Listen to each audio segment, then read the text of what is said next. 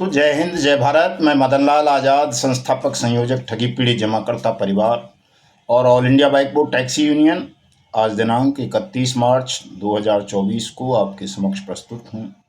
राजधानी दिल्ली से स्वागत है आप सबका इस खास एपिसोड में। तमाम साथी बहुत ध्यानपूर्वक आज के मेरे इस वीडियो संदेश को सुनेंगे, क्योंकि मैं इसमें आपके कुछ उन सवालों का जवाब भी दूंगा जो देश के करोड़ों नागरिकों के मन में उठते हैं, ठगी पीड़ितों के में, और वो बार बार इन सवालों के जवाब जानना चाहते हैं। उनके सवालों का जवाब आज मैं विस्तार पूर्वक दूंगा। ध्यान से इसलिए पूरा वीडियो साथी सुन लेंगे। और वो खबर भी बताऊंगा, एक बड़ी खबर, जिसमें स्वयं हमारे यशस्वी प्रधानमंत्री नरेंद्र मोदी जी ने आज कहा है मेरठ से कि उनकी सरकार ने 17,000 करोड़ रुपए उन लोगों को वापस कर दिए हैं जो ठगों ने उनसे ठगे थे, और ईडी ने वो पैसा जब्त कर लिया था। और भी खबरें एक बताऊंगा, बड़ी खबर साथियों, इसलिए आप सब साथी पूरा वीडियो ध्यान से सुनेंगे। और जिन साथियों ने हमारे YouTube चैनल को अभी तक सब्सक्राइब नहीं किया है वो इसे सब्सक्राइब जरूर कर लेंगे, ताकि आपको घर बैठे अपडेट मिलती रहे और वो सूचनाएं प्राप्त होती रहें, जिनके माध्यम से आप अपना डूबा हुआ धन किसी भी कंपनी या क्रेडिट कोऑपरेटिव सोसाइटी से वापस प्राप्त कर सकते हैं। लाइक और कमेंट भी ज़रूर कर देंगे, ज़्यादा से ज़्यादा इसको शेयर भी कर देंगे साथियों। तो पुनः फिर से आपका सबका स्वागत है इस खास वीडियो संदेश में। तो सबसे पहले तो दोस्तों, मैं आज एक खबर आपको ऐसी बताता हूँ जो एक बहुत बड़ी खबर है। दूसरी खबर बाद में बताऊंगा, लेकिन इस खबर के साथ साथ मैं आपको ये भी बताना चाहता हूँ कि आपकी लड़ाई उन ताकतों से है जो बहुत ताकतवर हैं, और आपकी ताकत, आपकी शक्ति अभी बहुत कमज़ोर है, और आप अपनी शक्ति को बढ़ाना नहीं चाह रहे हैं, शक्ति संकलन नहीं करना चाह रहे हैं। अगर आपने अपनी ताकत को नहीं बढ़ाया, अपनी शक्ति को संकलित नहीं किया, तो निश्चित रूप से आप अपने भुगतान के अधिकार से वंचित रह जाएंगे। इसलिए आपको अपनी ताकत को बढ़ाना अत्यावश्यक है साथियों, यदि आप इस लड़ाई को जल्दी जीत लेना चाहते हो। तो एक बहुत बड़ा ठग है, देश का बड़ा उद्योगपति भी है, रईस भी है, डॉक्टर केडी सिंह। नाम सुना होगा आपने, अल्केमिस्ट नाम की पोंजी स्कीम चलाता था, टाउनशिप बनाता था, रियल एस्टेट का कारोबार था, दवाओं का कारोबार था। पोंजी स्कीम चलाई उसने, और लगभग 1 लाख से ज़्यादा लोगों को देश भर में उसने ठगा। ये केडी सिंह है कौन? उद्योगपति तो है ही, ये 2 बार राज्यसभा का सांसद भी रहा है। पहली बार उस झारखंड मुक्ति मोर्चा से ये सांसद बना था, जिस झारखंड मुक्ति मोर्चा के नेता और झारखंड के निवर्तमान मुख्यमंत्री हेमंत सोरेन साहब आजकल जेल में हैं। उन्हें भी ईडी ने ठगी और धोखाधड़ी के मामले में ही गिरफ्तार करके जेल भेजा हुआ है। उन हेमंत सोरेन की पार्टी ने इस केडी सिंह को पहली बार संसद में भेजा था राज्यसभा के माध्यम से, और जब इसको भेजा गया था तब भी बड़ा बवाल हुआ था कि इसने पैसे से विधायकों के वोट खरीदे थे। इसने तुरंत चयनित होने के बाद, राज्यसभा में मनोनीत होने के बाद दोस्तों, टीएमसी तृणमूल कांग्रेस, ममता बनर्जी वेस्ट बंगाल की चीफ मिनिस्टर, उनकी पार्टी को ज्वाइन किया, और वहां से दोबारा भी ये सांसद बना। आजकल पंजाब की जो आम आदमी पार्टी की सरकार है, उसने इसको मंत्री का दर्जा दे रखा है। ये ईडी की जेल में भी रहा है पहले काफी लंबे समय तक, लेकिन चूंकि बहुत ताकतवर आदमी है, उद्योगपति है, तमाम पॉलिटिकल पार्टीज के बड़े नेताओं से उसके संबंध हैं, वो चाहे तो आज की सत्तारूढ़ पार्टी है भारतीय जनता पार्टी, वो भी उसको टिकट दे सकती है, कांग्रेस भी दे सकती है, कोई भी दे देगा, वो इतना बड़ा आदमी है। तो जिस ठग की इतनी बड़ी ताकत हो, आप समझते हैं उस ठग से लड़ना सरल काम है? कोई मेरे जैसा आप जैसा सड़क छाप आदमी लड़ लेगा उससे? ये संभव नहीं है। और केडी सिंह अकेला ऐसा ठग नहीं है दोस्तों, तमाम ठग इसी श्रेणी के हैं। चाहे वो सारा इंडिया परिवार का मुखिया, जिसकी तथाकथित मौत दर्शा दी गई है, सुब्रत राय सहारा हो, पी श्रीवास्तव हो, स्वप्ना राय हो या कोई और हो, या पीएसीएल का निर्मल सिंह भंगू हो, या बाइक बोर्ड का संजय भाटी हो, या आरएमसीएल का मितेश अग्रवाल हो, या साइंस सिटी का राशिद नशीम हो, या केबीसीएल का जैकिरसन राणा हो, या आदर्श क्रेडिट कोऑपरेटिव सोसाइटी का राहुल और मुकेश मोदी हो, या विक्रम सिंह हो संजीवनी वाला, या कोई रोज वैली वाला, या पिनकोन वाला, या कोई और, इन तमाम ठगों की ताकत एक से बढ़कर एक है। और ये इतने ताकतवर हैं कि इनसे शासन में बैठे हुए सत्ताधारी भी घबराते हैं। उन्हें भी अपना हित इसी में दिखता है कि वो इनके पक्ष में रहें, इनके साथ खड़े रहें, इन पर हाथ ना डालें। लेकिन साथियों, प्रधानमंत्री नरेंद्र मोदी ऐसे पहले शासक हैं देश के, जिन्होंने इन तमाम ठगों पर कहीं न कहीं हाथ डाल दिया है, इनको कमजोर कर दिया है, आप सबको भुगतान की गारंटी का अधिकार देकर, जिसे हम अनियमित जमा योजनाएं पाबंदी कानून 2019 कहते हैं, बट्स एक्ट भी शॉर्ट में बोल देते हैं, the banning of unregulated deposit schemes act 2019, जिसे अंग्रेजी में हम बोल देते हैं दोस्तों। और इसी एक्ट के कारण इसके साथ पीएमएलए को भी आप मर्ज कर लें, चूंकि ये दोनों एक्ट मिनिस्ट्री ऑफ फाइनेंस के ही अंतर्गत काम करते हैं, तो ईडी जो है वो भी इस एक्ट का ही एक पार्ट है। पीएमएलए जो एक्ट है, आज ईडी ने इस केडी सिंह के ठिकानों पर तीसरी बार छापामारी की है और लगभग 30 करोड़ रुपए की प्रॉपर्टीज, कैश, फ्लैट, प्लॉट और एक हवाई जहाज भी जब्त किया है इसका। तो इतने बड़े आदमी पर हाथ डालने का साहस अगर ईडी आज कर रही है, तो वो एक ऐसे शासक के कारण भी कर पा रही है जो शासक रिस्क लेना जानता है, रिस्क लेने का हौसला रखता है। इसलिए केडी सिंह जैसे ठगों पर आज कानून का शिकंजा मजबूती के साथ कसता जा रहा है और वो कराह रहे हैं, बिलबिला रहे हैं, चीख रहे हैं कि किसी तरह से वो बट्स एक्ट के फंदे से बच जाएं, लोगों का पैसा उन्हें वापस ना करना पड़े, उन्हें अपने जीवन की अंतिम सांसें जेल के सींखचों के पीछे ना गुजारनी पड़े। ये केडी सिंह केवल राजनेता नहीं है दोस्तों, मीडिया माफिया भी है। कई लोगों के मन में सवाल होता है ना कि मेन स्ट्रीम मीडिया हमारी बातें क्यों नहीं उठाता साहब, प्रधानमंत्री बट्स एक्ट की बात क्यों नहीं करते, या कोई करता भी है नेता तो उसको मीडिया में क्यों नहीं दिखाया जाता।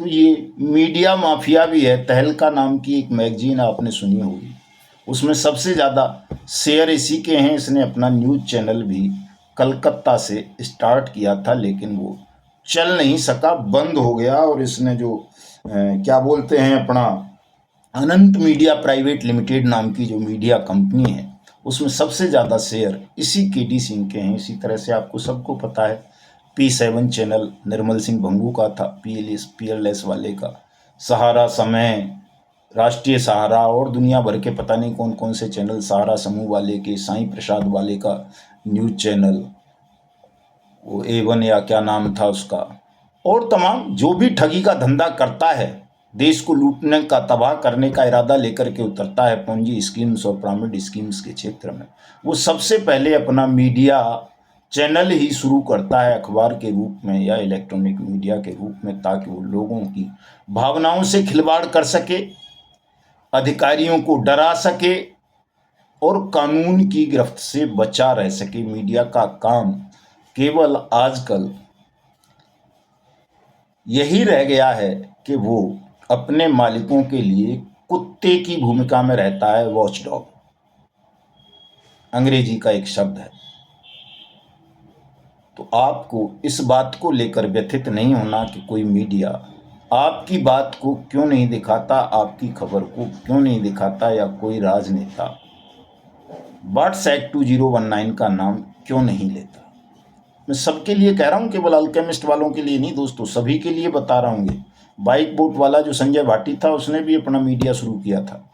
ऐसा कोई भी ठग नहीं है जिसने मीडिया शुरू ना किया हो या मीडिया में जिसका शेयर ना रहा हो, इंक्लूडिंग कोई भी, चाहे वो कोई साधु सन्यासी के रूप में ठगी करता हो, कोई इमाम और मौलाना के रूप में करता हो, चाहे कोई पादरी के रूप में करता हो, चाहे कोई वो सहकारी समितियों के नाम पर करता हो, चाहे वो कोई कंपनी के नाम पर करता हो, सभी का ये एक मेन वो रहता है कि वो पहले अपना मीडिया चैनल स्टार्ट कर देता है। तो जब ठगों का ही मालिकाना हक देश के तमाम मीडिया चैनल्स पर है, तो आपकी बात मीडिया में जल्दी से नहीं आ पाएगी, उतनी आएगी जितना ठग बताना चाहेंगे या जितना शासन चाहेगा। आज प्रधानमंत्री नरेंद्र मोदी जी मेरठ से बोल रहे थे, चौधरी चरण सिंह जी को भारत रत्न दिया गया है, किसानों के मसीहा थे, नेता थे, बहुत अच्छी बात है, उनको भारत रत्न मिलना चाहिए, डिजर्व करते थे।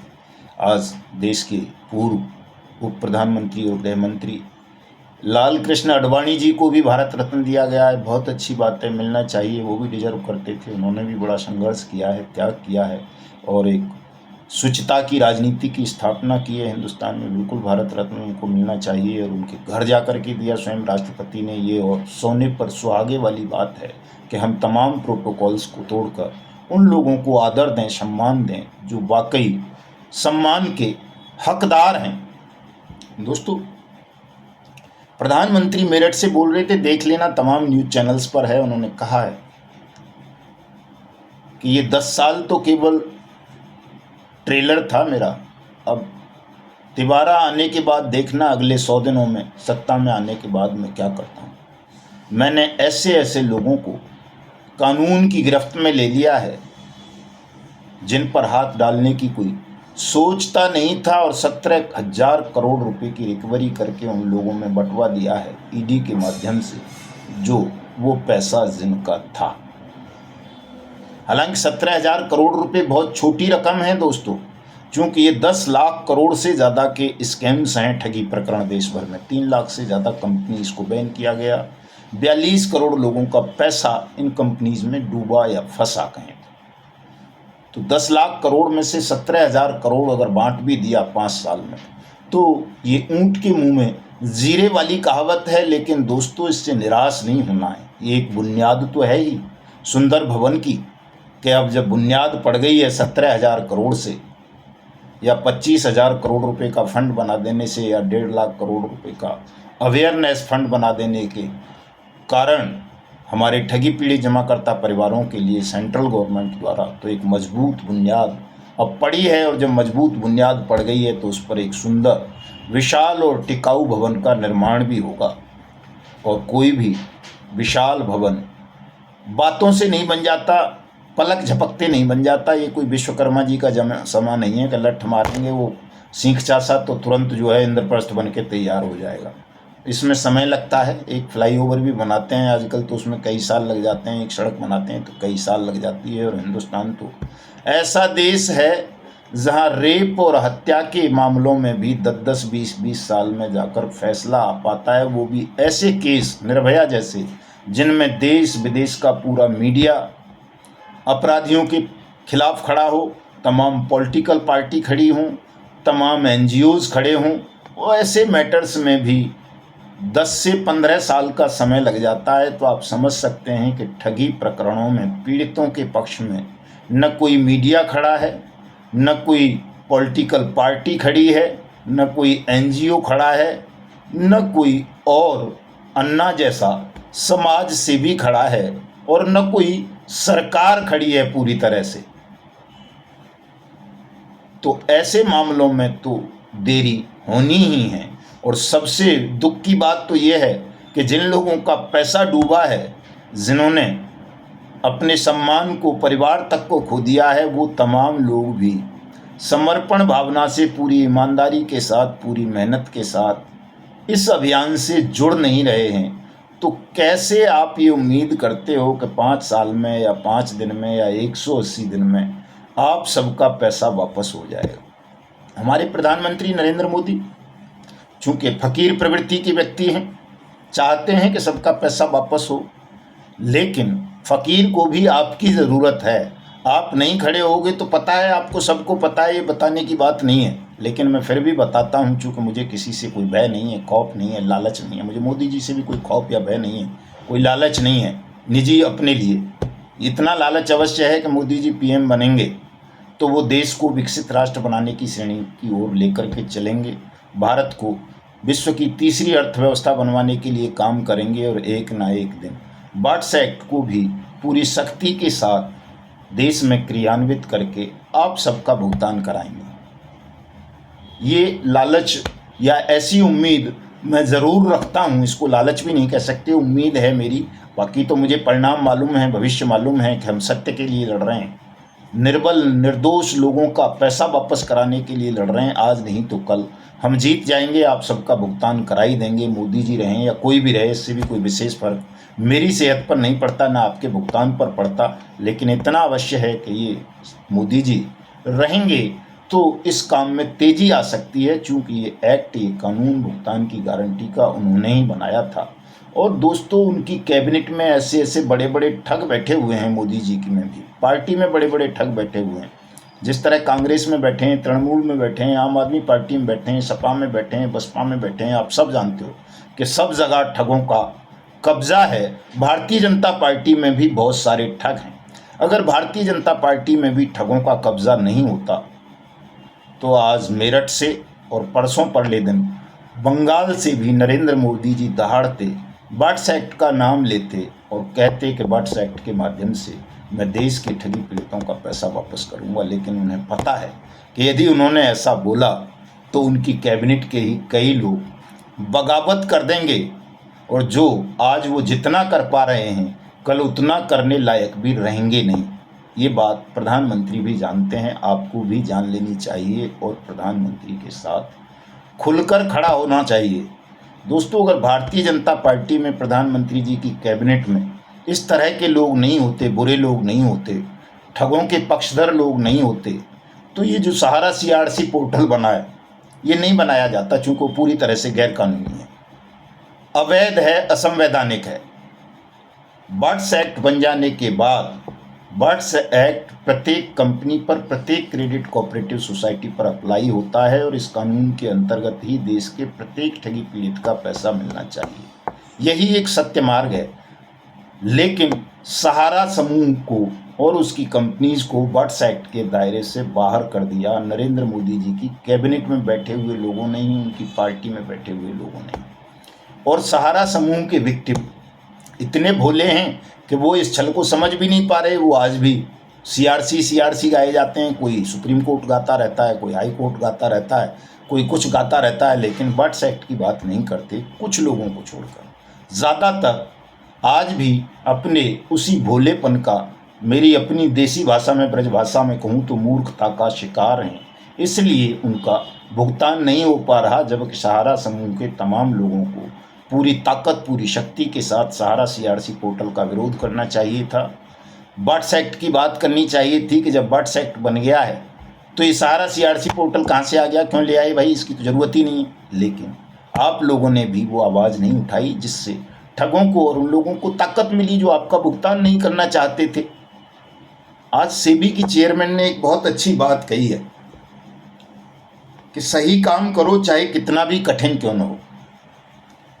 दोस्तों, ये अच्छे लोगों की पहचान होती है, साहसी लोगों की, ईमानदार लोगों की, देशभक्त लोगों की पहचान होती है। हम भी सही काम के लिए ही लड़ रहे हैं। कठिन है, मुझे मालूम है, बाट्स एक्ट की अनुपालना करवाना बहुत कठिन काम है। प्रधानमंत्री भी चाहेंगे तो नहीं कर पाएंगे जल्दी से, जब तक आप सब उनके साथ खड़े नहीं होंगे। उनको गद्दी से उठा करके फेंक देंगे, इतने ताकतवर हैं ठग। लेकिन आप लोग खड़े हो जाओगे तो प्रधानमंत्री जी को भी एक तरफ कर दीजिए, मैं अकेला बाट्स एक्ट लागू करवा दूंगा, मेरे साथ ही खड़े हो जाइए। जूते मार मार के एक एक ठग को हिंदुस्तान की सीमाओं से बाहर खदेड़ दूंगा, जेल के सींचों में भिजवा दूंगा।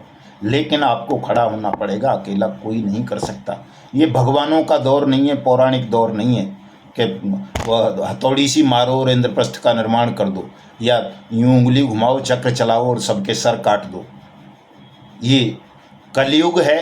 यहाँ जनमत से काम बनते हैं। आप लोग जनमत तैयार नहीं करोगे, पीछे खड़े नहीं होगे, अच्छे काम के लिए लड़ोगे नहीं, जल्दबाजी का शिकार रहोगे तो भुगतान नहीं ले पाओगे। जल्दी से, देर से होगा तो देर से तो हम अकेले ही करा ही देंगे। हम हमेशा कहते हैं कि हम अकेले भी लड़ते रहे तो हो जाएगा, करवा देंगे। लेकिन अगर आप लोग जल्दी चाहते हो तो तमाम वासनाओं को, ऐषणाओं को और इस जल्दबाजी को त्याग कर धूर्तता का और मूर्खता का परित्याग करके सब लोग बट्स एक्ट के पक्ष में खड़े हो जाओ। मेरे साथ मत खड़े हो, लेकिन बट्स एक्ट के पक्ष में खड़े हो, इसकी वकालत करो, इसको लागू करने की मांग करो जगह जगह। हम लोग सरकार के साथ हैं तो हम सरकार के खिलाफ धरना प्रदर्शन नहीं कर सकते, लेकिन जो लोग सरकार का समर्थन नहीं कर रहे हैं वो करो। तुम्हें कौन रोक रहा है? करो, खूब करो, जम के करो, लेकिन सत्य और अहिंसा के मार्ग से करो, लोकतांत्रिक ढंग से करो, मूर्खतापूर्ण ढंग से नहीं। अपने निजी स्वार्थों की पूर्ति के लिए मत करो, जनता के हित में करो, लोक कल्याण के लिए करो, देश के ठगी पीड़ितों के भुगतान के लिए करो।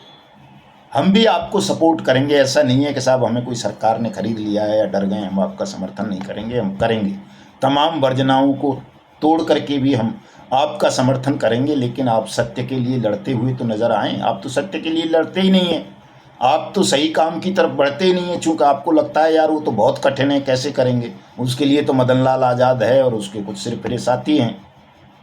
नहीं, आपको भी आना पड़ेगा। नहीं आओगे कुछ नहीं मिलेगा किसी को। ध्यान रखना दोस्तों। और सहारा इंडिया समूह के साथियों से मेरी विशेष अपील है कि आप बट्स एक्ट के लिए लड़िए, क्योंकि सहारा इंडिया समूह की कंपनीज को बट्स एक्ट के दायरे से बाहर कर दिया गया है पूरे देश में। सहकारिता मंत्रालय ने, खुद देश के गृह मंत्री अमित शाह ने ये सर्कुलर जारी कर दिया है कि बट्स एक्ट के तहत सहारा इंडिया समूह के लोगों के आवेदनों पर कोई कार्रवाई नहीं की जाए। तुम्हें आना पड़ेगा बट्स एक्ट के समर्थन में दोस्तों, ताकि सहारा इंडिया समूह के लोग भी बट्स एक्ट के दायरे में आएँ और आपका भुगतान भी 180 दिन में आपकी जमा राशि के 2 से 3 गुना बट्स एक्ट के अंतर्गत हो। आज स्वीकार कर लोगे इस बात को, जल्दी लाभ मिल जाएगा। कल करोगे, देर से लाभ मिलेगा, लेकिन आना आप सबको इसी मार्ग पर पड़ेगा, चाहे आप किसी भी कंपनी या किसी भी क्रेडिट कोऑपरेटिव सोसाइटी के साथी हों दोस्तों। बाइक बोट के हमारे साथी बहुत विचलित हैं। मैं उनको बता देना चाहता हूं दोस्तों कि बाइक बोट का मामला सीबीआई के हैंड ओवर हो चुका है, और जो मामले सीबीआई के हैंड ओवर हो गए हैं 2019 के बाद के, उन सबका भुगतान सेंट्रल बट्स एक्ट अथॉरिटीज़ करेंगी। हर कंपनी के लिए, हर क्रेडिट कोऑपरेटिव सोसाइटी के लिए या तो सेंट्रल अलग अलग बट्स एक्ट अथॉरिटीज़ बनाएगा, या जो एक मेन अथॉरिटी बनाई गई है सेंट्रल डाटा रजिस्ट्री बट्स एक्ट के लिए, शेर साइन सेंट्रल गवर्नमेंट ने, उसको ये पावर दी जाएगी, वो आपका भुगतान करेगी। इसमें थोड़ा वक्त लगना है बाइक बोट जैसे मल्टी स्टेट स्कैम्स के भुगतान में। हालांकि हाई कोर्ट में 5 अप्रैल को लगा हुआ है, लेकिन फैसला नहीं आना है, वो भी हेयरिंग होगी। सुप्रीम कोर्ट से भी भाटी के एडवोकेट ने कहा है कि साहब हम प्लान बना के दे रहे हैं, पैसा वापस कर देंगे, लेकिन उस प्लान को एक्सेप्ट नहीं किया जाएगा। वो उसके बदले जमानत मांग रहा है। जमानत मांगते ही वो विदेश भाग जाएगा अपनी पत्नी की तरह, वो पैसा थोड़ा ही देगा। जमानत लेकर तो उसने कौन सी शेख है वो गोल्ड, कौन सा हीरा गोल्ड वाली, उसने नहीं दिया। जमानत लेके सुब्रत राय ने पैसा नहीं दिया था, मर गया तथाकथित रूप से। जमानत लेके ठग पैसा नहीं देते हैं। वो साईं प्रसाद वाला क्या है वो सॉरी समृद्धा जीवन वाला, उसने नहीं दिया।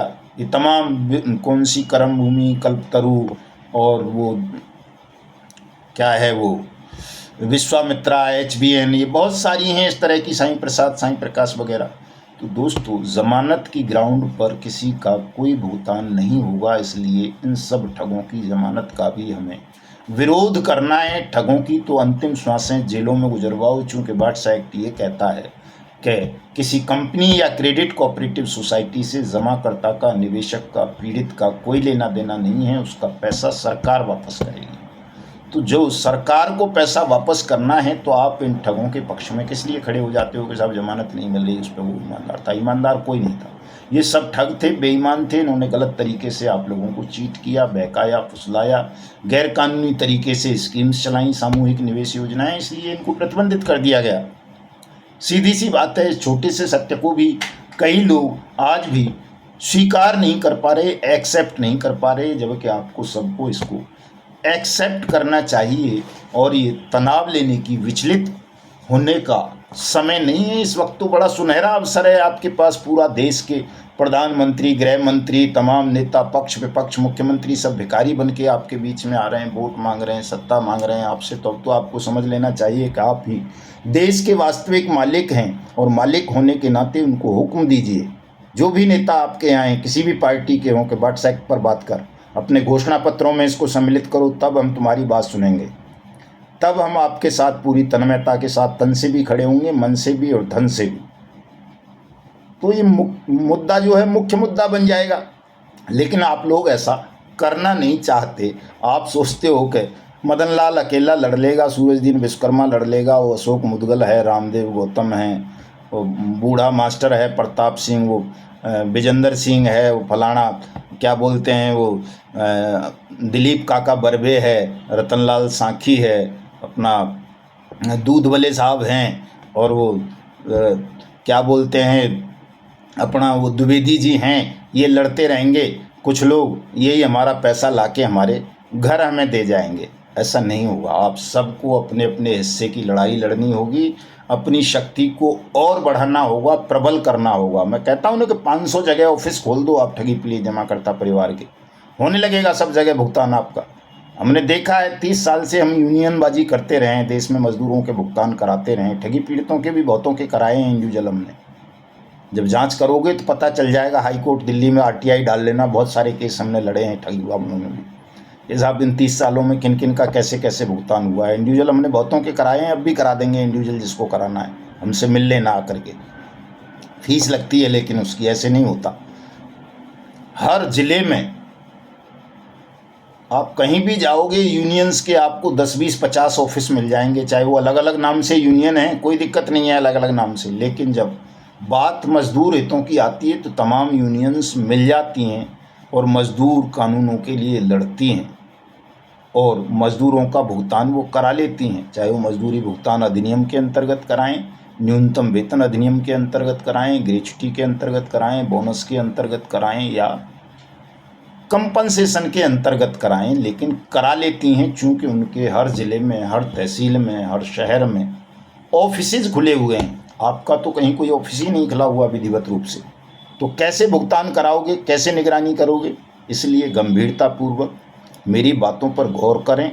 सब जगह ठगी पीड़ित जमाकर्ता परिवार के दफ्तर खोलें, सभी क्षेत्र के लोगों का भुगतान कराएं, किसी भी कंपनी के हों, वो किसी भी क्रेडिट कोऑपरेटिव सोसाइटी के हों। व्हाट्स एक्ट को प्रचारित प्रसारित करें, और जो ठगी पीड़ित जमाकर्ता परिवार से अलग संगठन हैं वो भी अपने अपने ऑफिस खोलिए हर जगह, ताकि एक दबाव बने, एक संदेश जाए कि यार अब ठगी पीड़ितों का उत्पीड़न, शोषण ये लोग नहीं बर्दाश्त कर पाएंगे, इनका पैसा देना पड़ेगा। यही माध्यम है दोस्तों सबके भुगतान का, सबकी पीड़ाओं के अंत का, और हिंदुस्तान को ठगमुक्त बेईमान रहित राष्ट्र राज्य के रूप में स्थापित करने का। तो सब अपना अपना काम करें। मिलते हैं कल। जय हिंद, जय भारत।